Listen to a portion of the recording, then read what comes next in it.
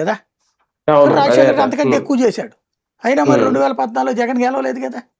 అవును అలాగే జగన్ సంక్షేమ కూడా ముందు చేశారు పథకాలు మరి. One of the point. అది మాత్రమే కాదు, భావోద్వేగాలు ఉంటాయి, సెంటిమెంట్స్ ఉంటాయి, ప్రేమలు ఉంటాయి, ద్వేషాలు ఉంటాయి, దూషణలు ఉంటాయి, భవిష్యత్తును గురించిన భయాలు ఉంటాయి. ఒకళ్ళని గెలిపించాలనుకున్నప్పుడు ఒక్కొక్కడికి ఒక్కొక్క రకం ఆలోచన ఉంటుంది. ఎందుకంటే లక్షల మంది జనం కదా, అందరూ ఒకే ఆస్పెక్ట్ లో వేయరు ఓట్లు. ఒక్కొక్కడికి ఒక్కొక్క ఆస్పెక్ట్ ఉంటుంది. ఒకటి ప్రేమతో వేస్తాడు, ఒకటి పక్కోడి మీద ద్వేషంతో వేస్తాడు, ఒకటి తప్పదనుకుని వేస్తాడు. ఇట్లా రకాలు ఉంటాయి అన్నమాట అందులో.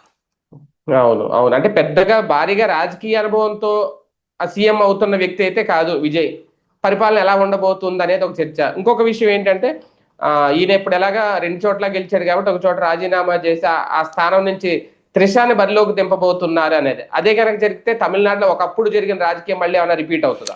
మనకి ముందు మన దక్షిణాదిలో ఉన్న మీడియా వాళ్ళందరినీ మార్చి సరైనటువంటి ప్రజా సమస్యల మీద చర్చించే మీడియాని పెట్టకపోతే దరిద్రపు నాయకులు పుడతారు, పెరుగుతారండి. ఎందుకంటే ఇప్పుడే ఈ పెంటంతా ఎందుకు నాకు అర్థం కాలేదు. ఇంకా అతను రాజీనామా చేయాలా, తర్వాత ఏదో ఒకటి ఎంచుకోవాలా, రెండోది చేయాలా, చేసిన తర్వాత 6 నెలల లోపు ఎన్నికలు కదా. ఇప్పుడే త్రిషకిస్తాడా, మొదటి భార్యకి ఇస్తాడా, వాళ్ళ నాన్నకిస్తాడా? ఎందుకు వాళ్ళకి గొడవలు పెట్టడం? ఏం ఒరిగిస్తుంది వీళ్ళకి? అతను ఆ వ్యవహారం అంతా చూసినే కదా అతను కోటేసింది. దాంట్లో తీసుకొచ్చి ఎందుకు ఈ పెంట పెట్టడం, వాళ్ళకి ప్రపంచాలు పెట్టడం? ఇప్పుడు నీకు చేతనైతే జనం ఎందుకు స్టాలిన్ని ఓడగొట్టారు? అడ్మినిస్ట్రేషన్ లో ఫెయిల్యూర్ అయ్యాడు, తప్పులు చేశాడు. ఆ తప్పులేంటో కనిపెట్టు ఒక జర్నలిస్ట్గా, ఒక మీడియాగా అవి ఐడెంటిఫై చేయండి. అట్లాగే పరిపాలన పరంగా ఈ తప్పు చేస్తున్నారు, ఇదిగోయా ఇది తప్పు, ఇది సరి చేసుకోండి ఎట్లాగా అని చెప్పు నువ్వు.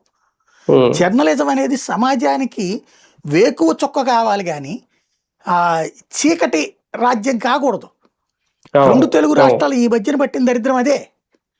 ఇదివరకటి రోజుల్లో ఒక టాపిక్ జర్నలిస్ట్ టచ్ చేశాడంటే గుండెలు బగిలాయి ప్రభుత్వానికి. ఆ నిజమైన విశ్లేషణ ఉండేది అప్పుడు. ఇప్పుడు ఊహాజనితాన్ని వాస్తవం అని భ్రమింపజేస్తున్నారు జనాన్ని. అలాగే వచ్చారు కదా ఆ స్థానంలో. ఇప్పుడు ఎప్పటి జయలలిత అండి? ఆ రోజుల్లో జయలలిత వేరు, ఈ రోజు వేరు. జయలలిత వచ్చినటువంటిది ఏఐఏడిఎంకే సొంతది కాదు, ఆవిడది. రామచంద్ర గారి పార్టీ లాక్కుని వాళ్ళ ఆవిడని పక్కన పెట్టించి లాక్కుంది. లైక్ ఎన్టీ రామారావు గారి పార్టీ చంద్రబాబు గారు తీసుకున్నట్టు.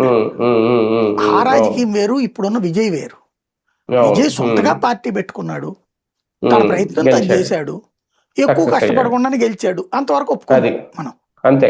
అవును. బట్ అక్కడ ఏంటంటే అంత ప్రజా మార్పు, ప్రజల్లో అసహనం ఉంది ప్రభుత్వాల పట్ల. అదే కారణం అన్నది ఒక స్పష్టత ఉంది అక్కడ. విజయ్ మీద అపారమైన ప్రేమ ఉంటే గనక 1 సైడెడ్ వెర్షన్ అవ్వాలి అక్కడ గెలుపు. అంత సీనియం లేదు అక్కడ. సరే విజయ్